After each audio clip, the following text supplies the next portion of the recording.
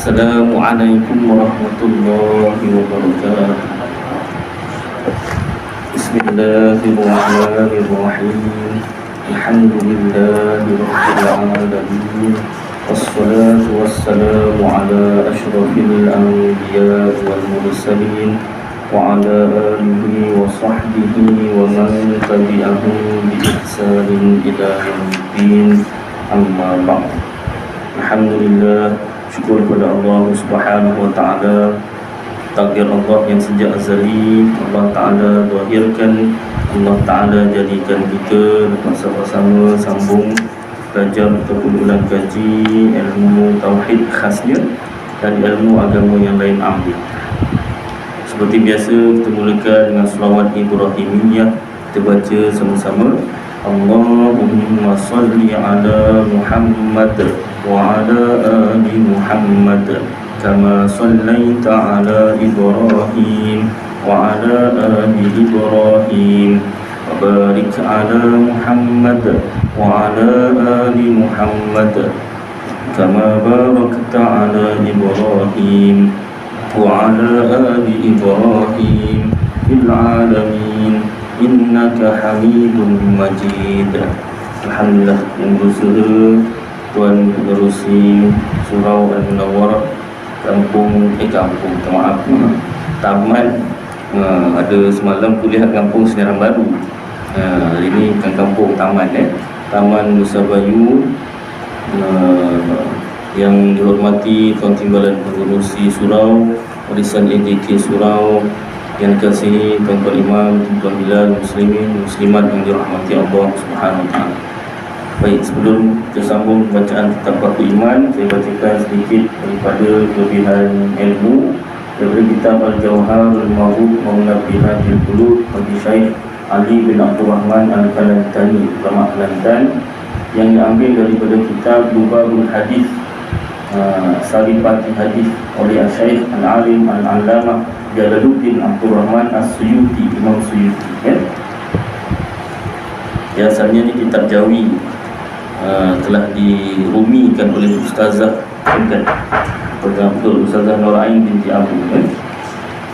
Baik, dan sabda Nabi SAW, naumul alimi afdalu min ibadatil jahili. Artinya lebih kurang, tidur orang alim itu, orang berilmu itu afdal, lebih utama daripada ibadat orang jahil. Dia tak bahaskan panjang lah. Kenapa? Sebab orang alim kalau tidur, dia tidur dengan berilmu lah. Maksudnya sebelum tidur amalan-amalannya, kewajipan-kewajipannya dah ditunaikan.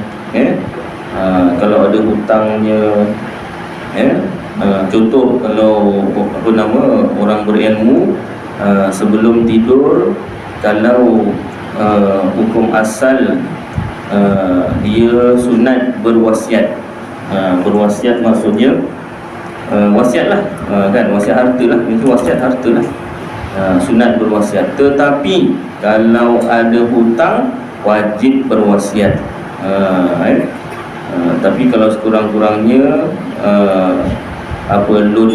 loan rumah, loan kereta tu tak ada wasiat pun dah di hitam putih, tak apalah tu. Asal hukum wasiat tu sunat. Buat dapat pahala, tak buat tak berdosa. Tapi kalau ada hutang, wajib. Ni masalahnya, kalau loan bukan dengan bank, bukan loan dengan bank, loannya dengan si fulan, kan? Kalau boleh jangan dengan alung lah, dengan angang, aci, apa semua tak apa, kan? Tapi kena ada wasiat. Paling tidak wasiat tu wasiat lisan lah, dengan isteri ke, ataupun dengan, paling tidak pun orang yang paling dekat dengan kita, isteri lah.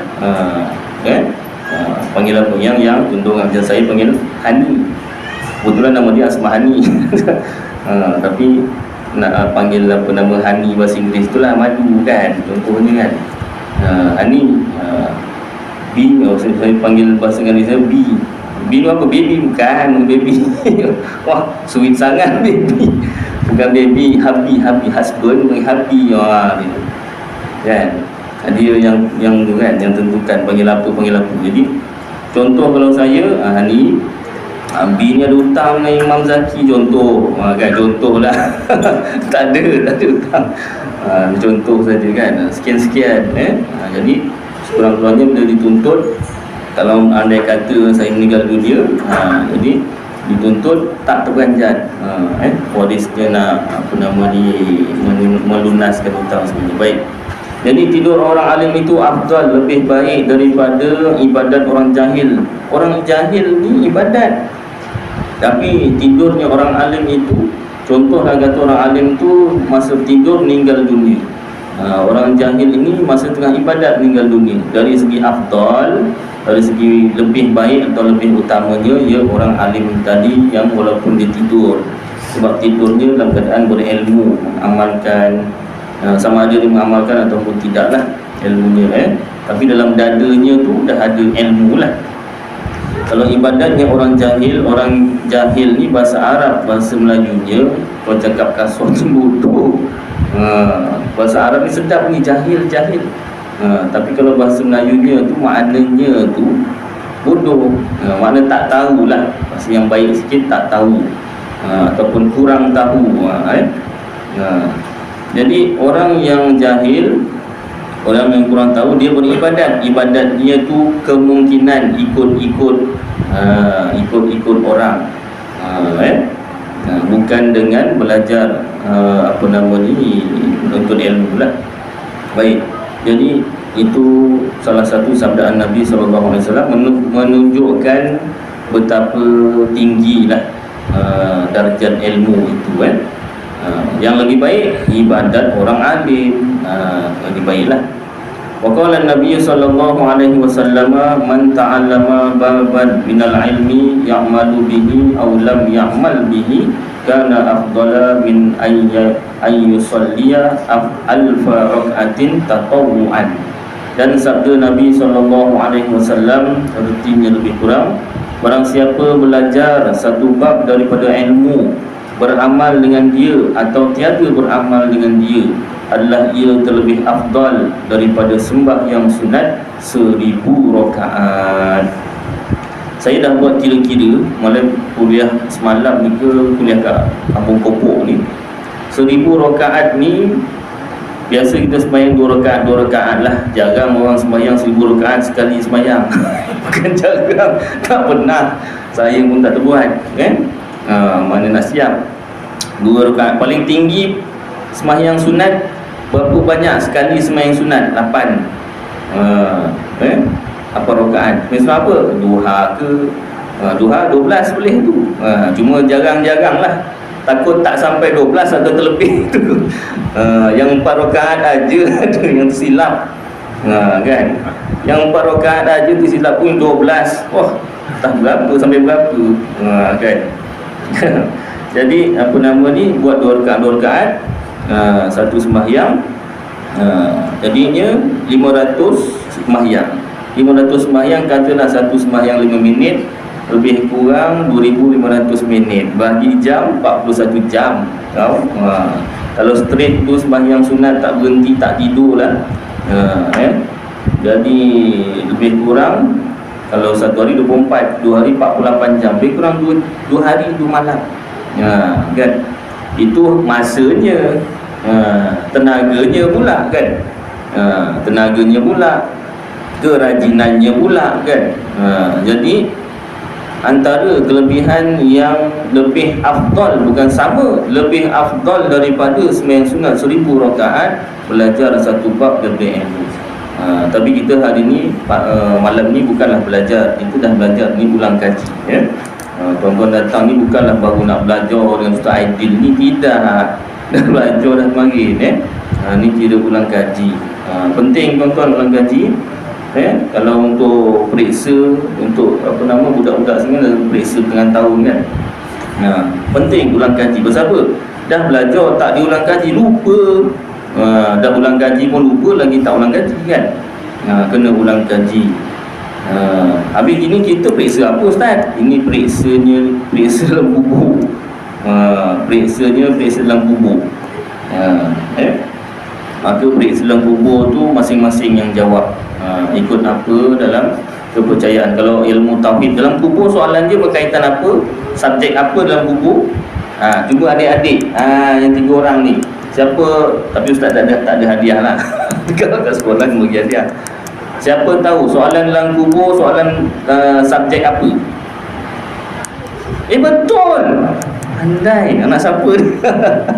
Anak imam tu mana? Baik, soalan tauhid.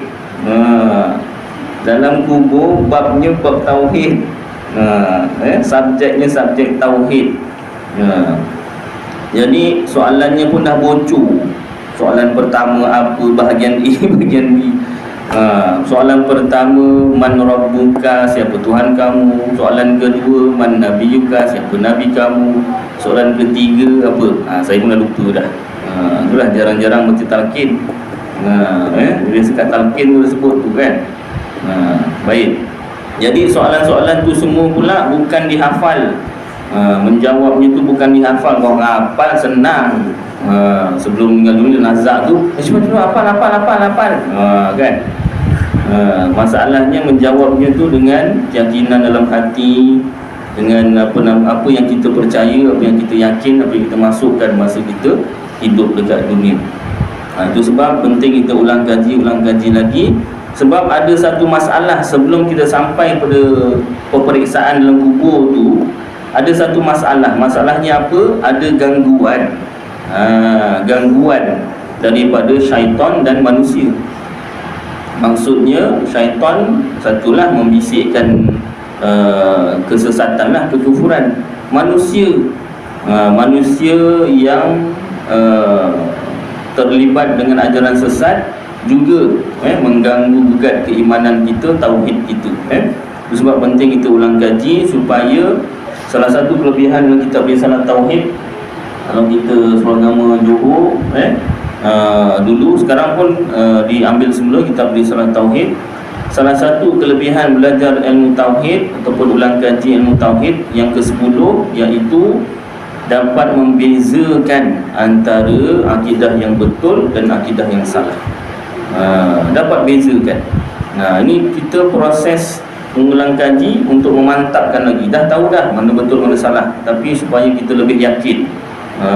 Kadang-kadang kita ni kurang tahu tentang dalil-dalilnya. Bila disanggah sedikit atau dinyatakan dalil yang lain, takut kita terpengaruh ataupun jadi was-was, betul ke? Jadi ini tujuan kita untuk kita ulang kaji. Jadi mudah-mudahan hadis tentang kelebihan ilmu ni dapat kita amalkan dan sampaikan, insya-Allah. Baik, kita buka kitab Paku Iman dan Simpulan Iman, karangan Tuan Guru Haji Cik bin Ahmad Al-Qadahi, ulama Kedah. Bahasa Arab dia tak ada ke, jadi qaf, qadah. Asalnya tulisan Jawi, telah dialih ke tulisan Rumi oleh Khuwaidimullah Anwar bin Haji Mu'aid yang berkhidmat dan bermukim di Pondok Pasir Tungguh, Kota Baru, Kelantan. Ni pondok apa? Pondok Kalipun, pondok pesantren.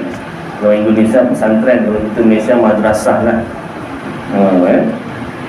Baik.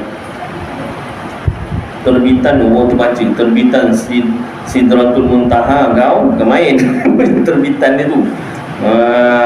Ya tak? Terbitan Sidratul Muntaha Enterprise, baru perasan dia. Cetakan pertama 2022. RM8.5 kalau tuan-tuan nak beli simpan kat rumah pun bagus. Yang ni wakaf surau, tak boleh bawa balik rumah kan. Bersama ini salah satu kitab tauhid bahasa Melayu, antara yang ringkas lah kan. Muka surat 27 pada bab kudrat, masuk pada bab kudrat. Ketujuhnya kudrat atau kudrah, artinya wajib bagi Allah Ta'ala itu ada sifat kudrah yang berdiri pada zatnya. Kudrah maksudnya berkuasa lah, yang berdiri pada zatnya Ta'ala. Nya kat situ, nya yakni Allah Ta'ala. Apa maksud berdiri pada zatnya Allah Ta'ala? Ada kaki ke? Bukan. Maksudnya kudrat ini sifat. Allah Ta'ala itu zat. Zat tu apa? Bukan zat besi. Zat ni maksudnya diri. Diri Allah. Allah Ta'ala tu diri. Kalau manusia kita panggil badan lah, jisim. Allah Ta'ala tak boleh dipanggil badan. Allah Ta'ala tidak beranggota badan. Jadi untuk Allah Ta'ala disebut zat ataupun diri. Allah tu diri. Qudrat itu sifat. Sifat ni dia tak boleh ada sendiri, dia mesti ada zat. Contoh mudah, kopiah putih. Kopiah ni badan atau jisim, atau kalau apa nama ni, kalau Allah Ta'ala panggil zat, dan kopiah ni tak sesuai dia panggil zat. Kita nak asingkan, nak bezakan Allah Ta'ala dengan makhluk. Jadi kopiah ni badan lah. Sifat dia apa? Putih. Putih tak boleh ada sendiri. Contohnya tadi saya nampak ada putih kat langit. Apa Ustaz? Putih? Yelah, apa benda yang putih? Kain terbang ke? Kalau kain terbang tu lain macam tu. Kain terbang ke, awan ke, apa ke, apa benda, bendanya tu apa? Tak ada putih je. Boleh Ustaz, kena ada bendanya. Kan akal kita tak terima sifat tu ada sendiri gitu. Dia mesti ada bendanya. Kopiah putih, kopiah putih. Jadi qudrat ini sifat. Dia tak boleh berdiri sendiri, tak boleh ada begitu sahaja. Dia mesti ada pada zat Allah Ta'ala, ada pada diri Allah Ta'ala. Dia berlainan. Qudrat sifat, zat Allah Ta'ala tu zat, diri. Walaupun berlainan tapi tak bercerai tanggal, tidak terpisah. Bahasa apa yang guru saya sampaikan, tak bercerai tanggal bahasa kitab lah. Tak bercerai tanggal maksudnya tak berpisah. Dia berlainan tapi tak berpisah. Yang dapat dengan dia mengadakan tiap-tiap mungkin. Maksudnya qudrat ini ada kerja. Dapat dengan dia tu maknanya ada kerja. Kerjanya apa? Mengadakan tiap-tiap mungkin. 49 nota kakinya, tengok bawah. Mungkin, iaitu barang yang boleh jadi adanya dan boleh jadi tiadanya. Ni tambahan penterjemah lah. Jadi mungkin tu apa? Yang boleh ada dan boleh tiada. Apa? Makhluk. Makhluk. Ingat apa mungkin asalnya bahasa Arab mumkinun, boleh ada dan boleh tiada. Orang Melayu ambil tapi tak jadi mungkin. Mungkin jadinya MUNG. Susah nak sebut mungkin. Datang kuliah malam ni, mungkin datang, mungkin tidak datang, susah nak sebut. Jadi MUNG terus, mungkin. Ambil bahasa Arab tu. Saya ambil ijazah sarjana muda pengajian bahasa Melayu kat UKM. Saya ambil kajian kitab Risalah Tauhid Surah Agama Johor. Hasil kajian tu, perkataan bahasa Melayu 90% dalam kitab tu asalnya perkataan Arab. Dia kitab Melayu tapi ambilannya tu banyak daripada perkataan bahasa Arab. Maknanya kita banyak ambil bahasa Arab jadi bahasa Melayu kan.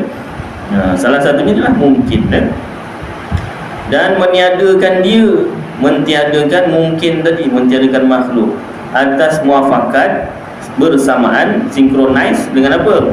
Iradahnya Allah Ta'ala, kehendak Allah Ta'ala. Jadi sifat qudrat ini mengadakan makhluk atau mentiadakan makhluk berdasarkan apa? Dan berdasarkan kehendaknya, iradatnya Allah Ta'ala, iaitu takdir Allah. Juga disebut sebagai takdir Allah. Sebab tu dalam kitab-kitab Tauhid biasanya tak ada bab khusus untuk takdir. Pasal apa? Takdir ni akan dipelajari pada qudrat, iradat dan ilmu.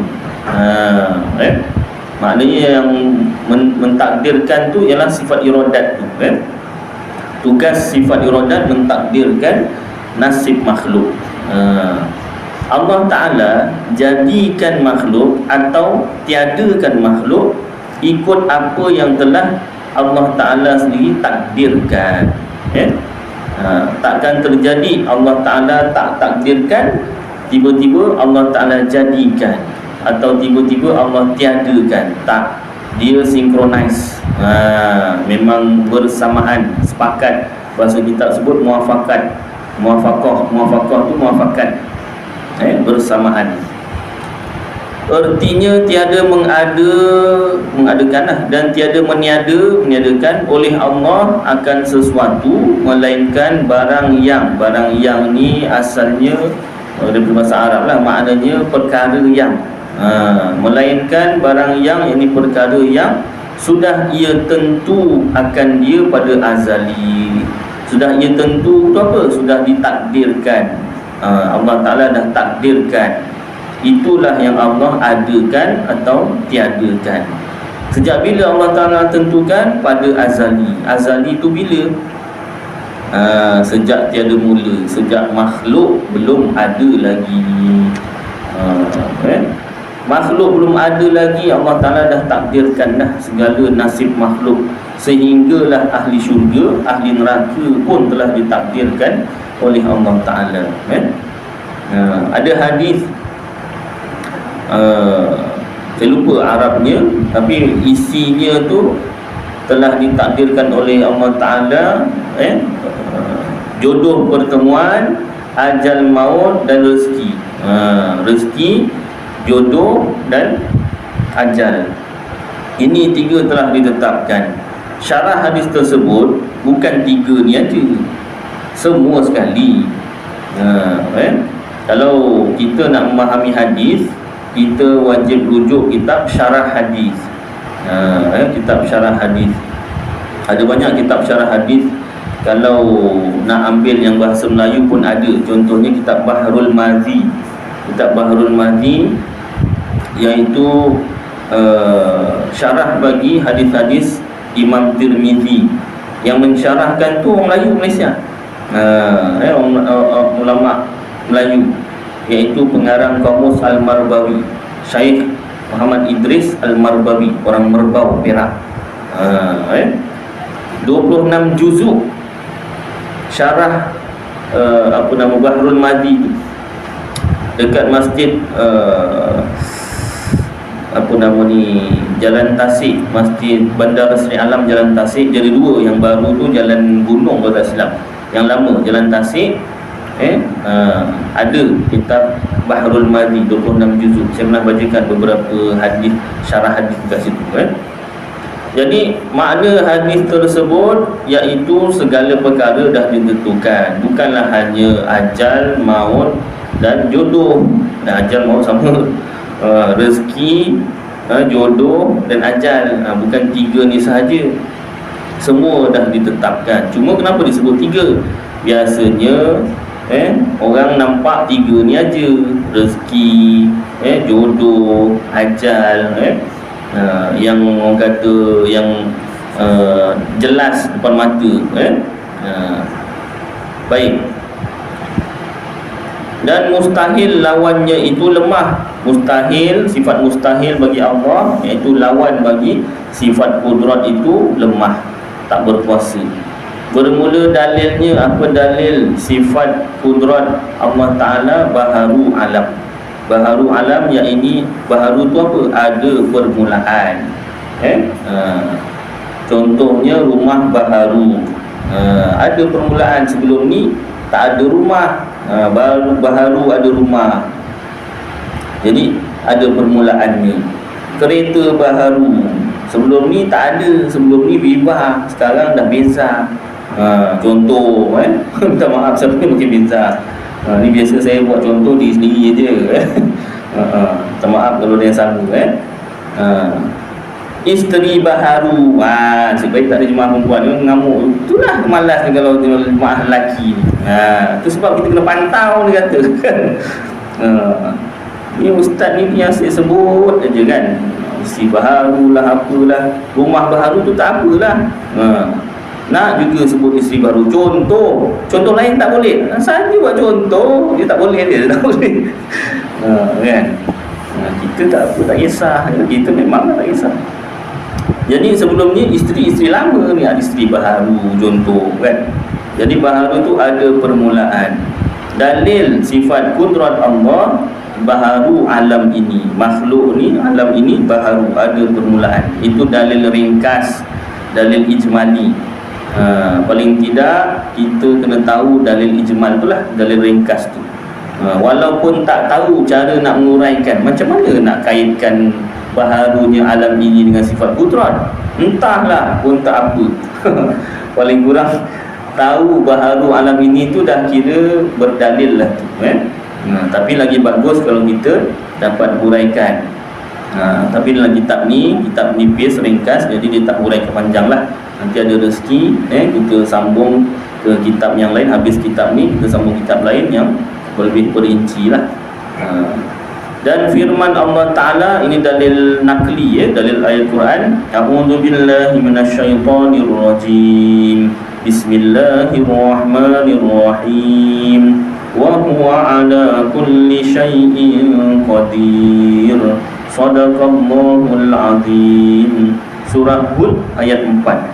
Artinya lebih kurang, dan iaitu Allah Ta'ala atas tiap-tiap sesuatu perkara maha kuasa memperbuatnya apa-apa yang ia kehendaki.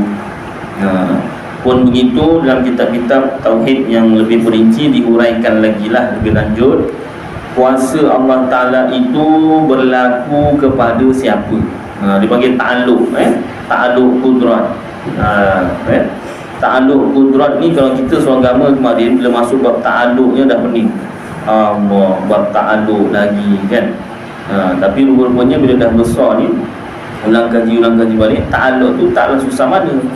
Ta'alluq tu maknanya sifat kudrat tu dia berlaku kepada siapa, itu je sebenarnya, cuma mungkin masa tu penyampaian bahasa yang lebih mudah untuk kita faham tu mungkin tak ada dekat situ kemahiran nak memahamkan tu dengan lebih mudah tu tak ada.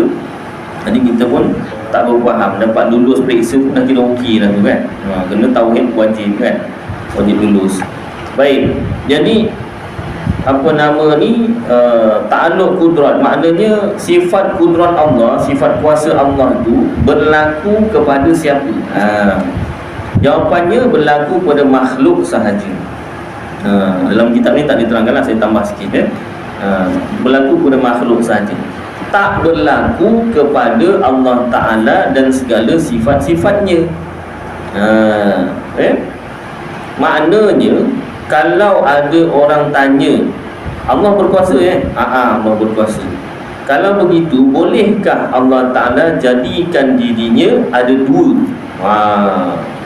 Kalau kita dah lama tak ulang kaji, minta maaf saya dah hal ni, minta maaf nantilah saya tanya kepada yang lebih arif lah. Bila tu yang tanya bila tu yang tanya lah busy. Orang kaya busy jaga harta, orang miskin busy cari harta. Dah banyak harta, busy menjaga harta pula. Jadi setiap orang ada kebusian masing, kesibukan masing-masing baik. Jadi kalau kita dah ulang kaji, maka jawapannya senang sahaja. Soalan lain yang hampir sama, bolehkah Allah Ta'ala jadikan dirinya ada isteri dan ada anak? Itu mungkin soalan daripada masyarakat beragama Kristian lah. Jadi jawapannya mudah saja, jawapannya tak boleh. Tadi kata berkuasa. Kuasa Allah Ta'ala berlaku kepada makhluk, bukan kepada dirinya sendiri dan sifat-sifatnya. Kalau macam tak berkuasa lah, tak. Malah kalau kuasa Allah jatuh atau berlaku pada dirinya sendiri, itu jadi lemah. Macam mana tu? Contoh macam ni. Pernah tengok tak kartun Puss in Boots yang asal dia lah, cerita yang buku punya cerita lah, yang dah filem ni dah tambah kan. Kalau cerita asal buku cerita kartun Puss in Boots tu, si kucing ni pandai sikit, daripada binatang-binatang lain. Biasa kalau Melayu kancil, putih dia kucing, lantak lah tapi boleh dijadikan contoh. Puss in Boots, dia ni pandai sikit. Jadi ada satu masalah, ada satu gergasi sudah kacau. Maka binatang-binatang ni tak tolong Puss in Boots ni, cuba tolong ni, macam mana ni gergasi. Adik-adik pernah dengar tak cerita Puss in Boots? Tak ada, dah tengok handset tu dah. Okay, tak apa. Jadi gergasi ni, Puss in Boots pun jumpa lah gergasi ni. Dengan cerita kau ada kuasa, lebih kurang lah, ada dialog kan tu kan. Dialog kita orang biasa lah kan. Dengan cerita kau ni berkuasa je, gergasi punya, ya berkuasa. Aku tak percaya lah orang cakap kau ni berkuasa. Aku boleh buktikan. Kalau macam tu, cuba kau jadikan diri kau ni sebagai tikus. Kalau kau tak berjaya, aku tak percaya lah kau berkuasa. Gergasi ni dia ada kuasa tapi otak tak ada. Dia pun dengan dengan bongkaknya, jadikanlah diri dia seekor tikus. Nak menunjukkan konon-kononnya kuasanya tu, dijadikan pada diri dia. Bila dah jadi tikus, apa lagi lah, kenalah terekam dengan Puss in Boots ni jadi sarapan dia. Selesai masalah. Tu dipendekkan cerita lah. Kalau buat filem pendek cerita tak tengok orang. Dia panjang dia cerita je tu kan. Ni nak cepat faham ni, kalau cerita sampai subuh pula nanti kan. Lebih kurang macam tu lah. Maknanya kalau kuasa itu jatuh pada diri sendiri, jadi lemah. Itu contoh Puss in Boots yang mudah. Contoh yang lain pula, seorang raja. Yang raja ni kena raja yang pandai. Dia biar gergasi bodoh tak apa. Dia jangan raja mesti pandai. Jadi kisah seorang raja mana? Negeri entah berentah. Kalau dulu saya ingatkan negeri antah berantah kan, entah berentah. Entah kan tak tahu apa jawapan. Entah. Rupanya negeri entah berentah. Jadi raja negeri entah berentah ini sudah didatangi oleh seorang rakyat. Rakyat yang berani mencabar raja. Dia cakap dengan raja, tuanku. Dia tapi masih berbudi bahasa lah. Masih ada tata krama lah. Dia pancung awal ni kan. Tuanku. Ya, contoh kan. Patik dengar tuanku berkuasa. Ya, better berkuasa. Contoh lah dialog gitu kan. Apa berani rakyat betul-betul cakap dengan raja gitu. Contoh lah buat cerita. Kalau betul tuanku berkuasa, tolong tunjukkan pada Patik. Wah, siap suruh tunjuk. Cuba tuanku potong telinga tuanku sendiri. Kalau tuanku boleh potong telinga tuanku sendiri, barulah Patik percaya yang tuanku ni berkuasa. Contoh lah buat dialog kan. Si raja ni kata, rakyat aku ni nak kena ni kata kan. Baik, tapi sebelum tu pengawal tolong pegang kaki tangan si fulan ni. Kenapa tuanku? Tak ada, sabarlah, jangan takut, jangan risau. Patik pula. Better nak tunjukkan kuasa, better lah ni. Kan awak minta tunjukkan. Dia pun ambil pisau, tuanku ni tadi ambil pisau, nak potong telinga si rakyat ni. Tuanku ni yang potong. Kenapa? Takut? Minta maaf tuanku, minta maaf. Takut, tak berani kan. Memang tuanku dah berkuasa dah. Tak payah potong kan. Tahu pun takut. Jadi better ni bukan setakat berkuasa, tapi pandai. Kuasa better ni, better nak tunjuk bukan pada diri better sendiri. Dia jawab kan. Better nak tunjukkan kuasa better jatuhkan pada rakyat better. Faham? Pergi balik belajar kitab tauhid sana, contoh lah kan. Itu raja yang berkuasa, pandai dan belajar tauhid. Contoh. Jadi maknanya dekat sini, kalaulah Allah Ta'ala berkuasa, kuasa Allah Ta'ala itu berlaku pada dirinya sendiri, maka jadi lemahlah Allah Ta'ala. Kuasa Allah Ta'ala itu berlaku kepada makhluk, itu yang menunjukkan kekuasaan Allah. Sebab itulah Allah Ta'ala tak boleh jadikan dirinya dua atau lebih. Bukan sebab Allah tak berkuasa, tetapi kuasa Allah itu ditunjukkan dengan berlakunya kepada makhluk. Dan tak boleh Allah Ta'ala jadikan dirinya ada isteri dan anak. Sama juga jawapan, kerana kuasa Allah itu tak boleh berlaku kepada dirinya, hanya berlaku kepada makhluk Allah Ta'ala. Barulah namanya berkuasa.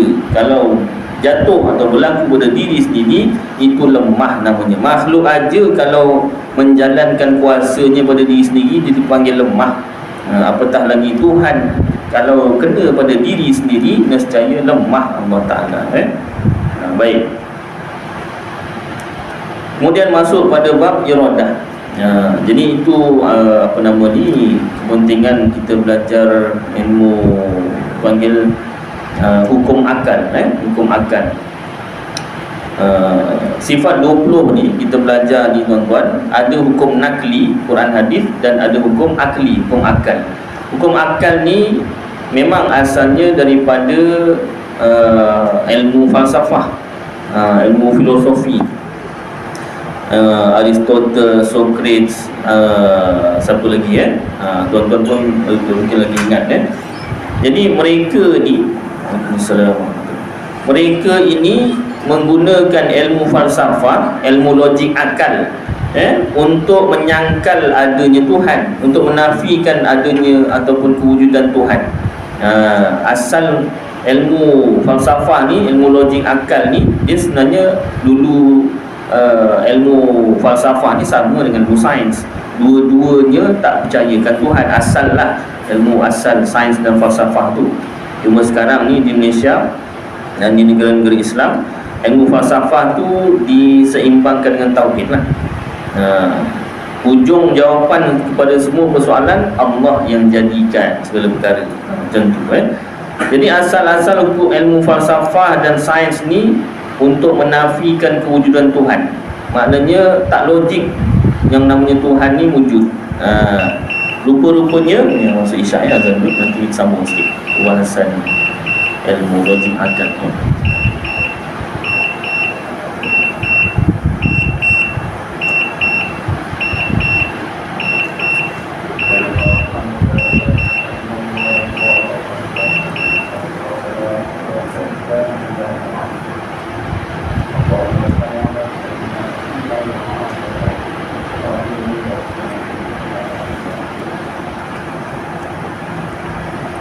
Allahu Akbar,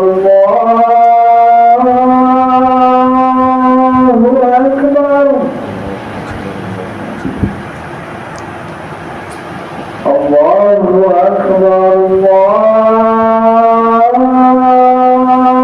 Allahu Akbar. Asyhadu an la ilaha illallah.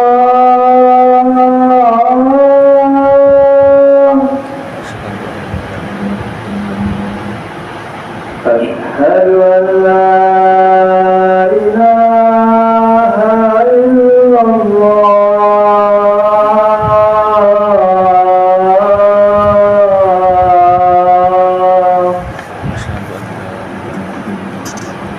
أشهد أن محمدا رسول الله.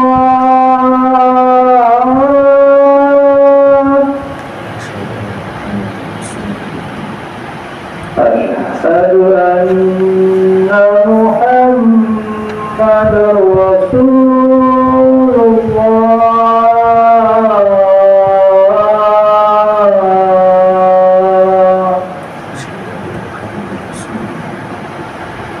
حي على الصلاة.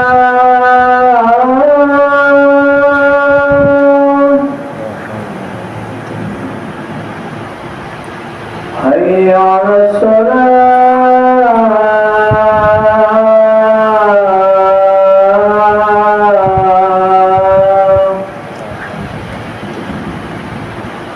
حي على الفلاح.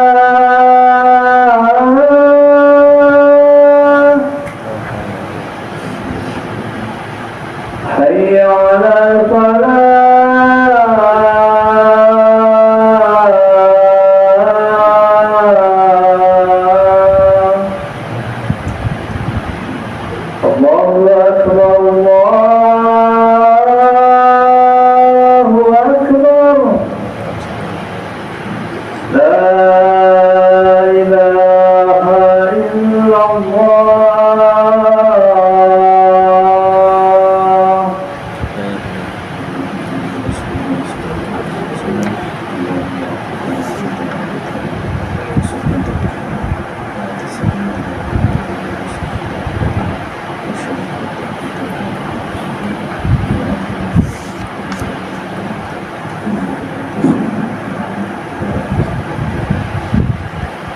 sikit dulu boleh.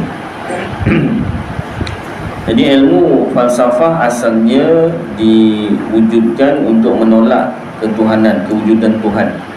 Tak percayakan Tuhan lah, ilmu logik akal. Tetapi Allah Ta'ala jadikan ilmu falsafah ini sebagai dalil untuk menunjukkan, menjadi dalil, menjadi bukti kewujudan Allah Ta'ala. Sebab Imam Abdul Hasan Al-Ash'ari dan Imam Abu Mansur Al-Maturidi, dua orang imam ini menyusun ilmu logik akal, ilmu dipanggil hukum akal, ilmu falsafah ni menjadi bukti pula, dalil pula kelogikan wujudnya Tuhan. Saya pernah terangkan sebelum ni kan, bagaimana ilmu logik akal tu asalnya dia nak kata macam sekarang ni yang kita tahu teori Big Bang. Maksudnya dunia ini terjadi wujud dengan adanya letupan besar, Big Bang. Kalau apa nama ni, falsafah, ilmu falsafah ni percaya dunia ini wujud dengan ada satu letupan besar Big Bang, maka wujudlah dunia, bukan Tuhan yang jadikan. Tetapi bila dua orang imam ni belum mempelajari ilmu falsafah, maka mereka dapat menyusun pula logik akal bahawasanya Tuhan tu mesti wujud. Malah tak diterima akal Tuhan tu tak wujud. Begini, kalau satu orang tak percayakan Tuhan, wujudan Tuhan, maka kita boleh buat perbandingan dengan pinjam sesuatu barang ni. Contoh pinjam kereta, kunci kereta. Kunci kereta, tak kira lah Beza ke, Merc ke, BMW ke, pinjam kunci kereta dia. Lepas tu suruh dia tutup mata, kemudian kita simpan ataupun kita hilangkan dari pandangan dia kunci tersebut. Suruh buka mata, kita pun cakap kunci dia hilang. Tadi lepas awak bagi tu, awak tutup je mata, hilang kunci tu. Minta maaf lah, saya balik dulu. Marah dia. Awak kalau Beza saya tak kisah sangat, ni BM. Contoh kan, Beza tu saya boleh beli cash tu, kata kan, ni BM ni, minta balik kunci, kan. Tak betul dia hilang. Tak, saya tak percaya. Kalau tak nak saya report polis ni kan, sampai tahap ke polis lah. Dia tak percaya kan. Memang tak logik lah dia, dalam logik akal tak logik lah. Tutup mata tiba-tiba hilang, mesti engkau yang hilangkan. Maknanya awak tak percayalah benda tu berlaku sendiri, dia jadi sendiri, dia tiba-tiba hilang, tak ada yang jadikan, dia memang tiba-tiba hilang. Mestilah tak percaya kan. Mesti awak yang hilangkan. Maka kita balas balik dengan, ya betul, ada kunci ni saja je, nak test awak pulang tak balik kan. Dan tak pulang pula lagi kes polis nanti, curi. Jadi kita balas balik, kalau awak tak percaya Tuhan tadi, maknanya awak tak gunakan logik akal awak. Maksudnya begini, perkara yang sekecil-kecil ni, contohnya kunci kereta ni, kunci memang kecil tapi harga tu mahal. Perkara yang sekecil-kecil ini pun hilang, awak tak percaya berlaku sendiri, mesti ada yang hilangkan. Itu contoh hilang lah. Kalau contoh mengadakan, daripada tak ada kepada ada. Yang ini kita buat contoh daripada ada tak ada. Mesti ada yang hilangkan dia. Tak boleh dihilang sendiri, ting besar gitu je, tak boleh. Otak sesiapa pun yang normal akan tak boleh terima kalau sesuatu benda tu hilang dengan sendirinya begitu. Mesti ada yang menghilangkan dia. Maknanya apatah lagi perkara yang sebesar-besar dunia ini, takkanlah benda tu jadinya sendiri. Tiba-tiba ada Big Bang. Kalau orang Jawa kata tuer tu kan, Big Bang tu tak berapa nak meletup sangat. Dia kalau apa nama letupan jauh tu betul-betul meletup, tuer tu kan, mak tuer tu ada maknya sekali tu kan, baru meletup betul kan. Tiba-tiba pula ada letupan besar biar gitu, jadi sendiri. Letupan tu pun jadi sendiri. Sudah tentulah lebih-lebih lagi tak diterima akal. Maka teori Big Bang tu sebenarnya senang je dia punya hujah untuk dipatahkan. Cuma terima dengan tak terima lah. Kalau apa nama ni tak degil, tak ego, senang je nak terima. Tapi kerana ada ego degil tu memang tak terima lah kalau kita bagi hujah macam ni kan. Sesuatu perkara yang kecil pun akal tak boleh terima. Pen ni kalau saya kata, okey tuan-tuan tengok jangan kelip mata, ting hilang gitu. Tuan-tuan akan cakap benda ni magic. Tapi mesti dalam kepala tuan-tuan, ini ustaz ni guna jin ni. Paling tidak pun guna jin ni mesti ada guna khadam ke apa dah ni, hilang. Silap mata, nama pun silap mata. Tak macam mana boleh hilang. Mesti adalah dia punya tu cara menghilangkan dia tu. Dia tak boleh hilang sendiri. Jadi perkara yang sekecil-kecil sehinggalah yang sebesar-besarnya akal tak terima benda tu jadi sendiri. Mesti ada yang menjadikan. Jadi dunia yang besar ini mestilah ada yang menjadikan. Yang menjadikan itu Allah Ta'ala. Baik, itu salah satu contoh. Dan ilmu falsafah tu digunakan untuk menjadi bukti kewujudan Allah Ta'ala. Sedangkan asal ilmu itu wujud untuk menafikan kewujudan Tuhan.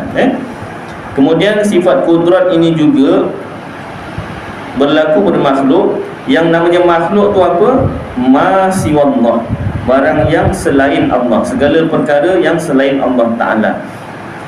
Termasuklah dalam kitab-kitab tauhid yang lebih besar, termasuklah dalam kudrat Allah Ta'ala ini. Allah Ta'ala jadikan sama ada yang baik ataupun yang buruk.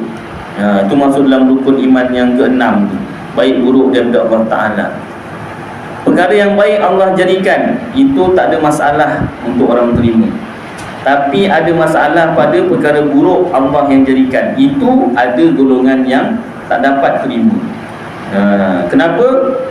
Sebab dia kata niat dia tu baik, nak mensucikan Allah Ta'ala. Contoh buruk dalam kitab, kufur, tak beriman, kafirlah, dan maksiat, dosa. Itu contoh kufur dalam kitab-kitab tauhid. Itu juga Allah yang jadikan. Sebab itu adalah makhluk bagi Allah Ta'ala. Itu tak semua golongan terima. Antara golongan yang tak menerima bahawasanya yang buruk ni juga Allah Ta'ala yang jadikan, iaitu Mu'tazilah. Fahaman sesat Mu'tazilah, bukan Ahlu Sunnah. Ahlu Sunnah wal Jamaah, Asy'ariyah Maturidiyah percaya baik buruk daripada Allah, yang ini daripada Allah tu apa? Allah yang jadikan. Bendanya formula simple, baik buruk daripada Allah, Allah yang jadikan. Tapi bila dibahaskan perkara buruk tu, saya pernah tuan-tuan dalam pengalaman hidup saya, masa saya kecil lagi, umur macam budak ni lah, adik ni kan, ada satu jemaah masa tu semain kat surau, semain asar, masa lepas asar, bual, tak macam mana dia tersebutlah yang namanya najis ni, disebut tahi lah masa tu kan, tahi, najis lah, bukan Allah yang jadikan. Pasal apa? Najis, benda tak baik lah, keji. Siapa yang nak najis kan? Bau daripada jauh pun dah tak nak, apatah lagi nak pegang. Benda yang keji, benda yang jijik. Jadi dia kata Allah Ta'ala Maha Suci. Najis bukan Allah yang jadikan. Masa tu dalam kepala saya macam lain je yang belajar surga agama. Tapi kecil lagi, tak tahu nak menjawab apa kan, diam je lah. Anggap tu bukan anggap mengiyakan. Oh macam ni fahaman awak, macam tu lah kan. Tapi tak menjawab. Kita hormat orang tua. Dari satu kita pun tak cukup dalil nak menjawab apa kan. Diam je lah, anggap kan. Jadi sampai satu tahap niat dia baik, dia tak adalah dia fahaman Mu'tazilah Ustaz. Dia tak adalah join di Mu'tazilah ni, dia bukan satu persatuan kena isi borang, dia yuran, tak ada. Dia fahaman Mu'tazilah ini kalau tak dipelajari fahaman Ahlu Sunnah wal Jamaah, boleh tercebur begitu saja, tercebur je. Jadi fahaman tersebut yang menyatakan perkara buruk itu bukan Allah yang jadikan, itu dikenali sebagai Mu'tazilah. Dia pun tak tahu Mu'tazilah itu apa. Mungkin dia tahu tapi tak adalah dia kata aku sebenarnya Mu'tazilah, tak ada. Maknanya tuan-tuan, ajaran sesat ini dia tak perlu isi borang dan sebagainya. Kalau seseorang tidak mempelajari akidah Ahlus Sunnah wal Jamaah, Asy'ariyah Maturidiyah, dengan perinci, dengan mantap, boleh tergelincir, sama ada dengan sendirinya ataupun ada pengaruh daripada orang lain. Jadi fahaman yang mengatakan perkara buruk itu bukan Allah yang jadikan, namanya dipanggil Mu'tazilah, ataupun senangnya fahaman sesat lah. Cuma diberi nama. Kenapa diberi nama, Ustaz? Sebab ajaran sesat ini Rasulullah SAW pernah bersabda, hadisnya panjang, Bani Israel, orang Yahudi, kaum Yahudi pecah 71 golongan. Kaum Nasrani, Kristian pecah 72. Kaumku, umat Islam ni pecah 73 golongan. Semuanya masuk neraka kecuali satu, yang mana aku dan sahabat-sahabatku di atasnya. Hadis tersebut syarahnya yang selamat itu Ahlus Sunnah wal Jamaah, Asy'ariyah Maturidiyah. Dalilnya adalah banyak. Jadi maknanya ada 72 tu yang sesat. Kenapa sampai 72? Dia sesatnya begini, sesatnya begini, sesatnya begini. Nak dikenal sesatnya begini itu dinamakan. Penjenamaan lah, gitulah. Pendek kata yang bukan Ahlus Sunnah wal Jamaah tu sesat lah. Gitulah. Jadi kita Ahlus Sunnah wal Jamaah wajib percaya baik dan buruk Allah Ta'ala yang jadikan. Boleh tak kalau satu orang cakap begini, Ustaz, tuan-tuan, yang baik daripada Allah, yang buruk daripada kelemahan diri saya sendiri? Boleh, tapi dengan syarat kita terangkan sekali, tuan-tuan, yang baik dan buruk daripada Allah Ta'ala, tetapi sebagai sandaran adab. Sandaran adab dengan Allah Ta'ala, yang baik daripada Allah, yang buruk daripada kelemahan diri saya sendiri. Maknanya, kalau dalam majlis ilmu kita boleh cakap baik dan buruk itu Allah Ta'ala yang jadikan, tetapi di luar majlis ilmu sungguh tak beradab kalau kita kata yang buruk tu Allah yang jadikan. Dari segi adab tu tak berapa baik. Buktinya, dalilnya, Nabi Ibrahim bila dia sakit, dia kata wa idza maridtu fa huwa yashfin. Itu dirakam dalam ayat Al-Quran. Nabi Ibrahim bersabda, dirakamkan sabdaan Nabi Ibrahim itu, kata-kata Nabi Ibrahim dalam Al-Quran, wa idza maridtu fa huwa yashfin. Apabila aku sakit, maka Allah sembuhkan aku. Dia, yang ni Allah yang sembuhkan aku. Nabi Ibrahim tak cakap apabila Allah sakitkan aku, Allah sembuhkan aku. Nabi Ibrahim tak cakap begitu. Sedangkan memang kepercayaan yang sebenar, agama Islam yang sebenar, Allah lah yang sakitkan, Allah juga yang sembuhkan. Tetapi sebagai adab, Nabi tunjukkan adab dengan Allah Ta'ala, iaitu yang buruk kita sandarkan pada diri kita. Kena cakap yang baik dan buruk daripada Allah Ta'ala, itu kena cakap dulu. Kenapa? Takut ada orang ingat memang yang buruk tu kita sendiri yang buat. Kita kena utamakan yang tauhid yang betul dulu, baru adab tu. Kalau terus adab yang tauhid tak diterangkan, khawatir, risau, bimbang, kalau-kalau dengan sebab kata-kata kita itu, yang baik daripada Allah, yang buruk daripada diri saya sendiri, takut ada orang memang dalam hati dia percaya yang buruk memang kita yang buat, habis kita jadi penyebab. Na'udzubillah dari jadi kalau nak cakap begitu, mulakan dengan tuan-tuan yang baik dan buruk daripada Allah Ta'ala, tapi sebagai adab dengan Allah Ta'ala, yang baik daripada Allah, yang buruk atas kelemahan diri saya sendiri. Saya minta ampun dengan Allah Ta'ala, saya minta maaf dengan tuan-tuan, macam tu kan. Jadi itulah antara perbahasan sifat kudrat. Cukuplah kadar ni tuan-tuan rasanya tentang sifat kudrat.